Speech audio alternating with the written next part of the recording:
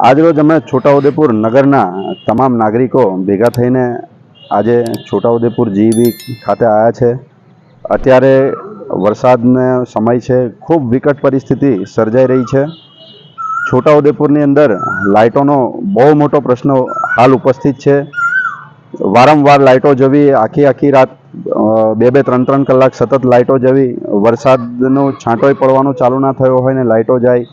નાયબ ઇજનેર કે જે મુખ્ય જવાબદાર અધિકારી છે તેઓ પણ અમારા આગેવાનોના કે કોઈ સામાન્ય નાગરિકોના પણ ફોન રિસીવ કરતા નથી અને આની વારંવાર રજૂઆત કરવા છતાં બી કોઈ આનો નિકાલ નિવડો આવતો નથી। અમે છોટાઉદેપુર જિલ્લાના વડા મથકમાં રહીએ છીએ, પણ તોય અમને એવું ફીલ થાય છે કે અમે કોઈક અંતરિયાળ વિસ્તારની અંદર, હાવ પછાત વિસ્તારની અંદર રહેતા હોય એવું અમને લાગી રહ્યું છે।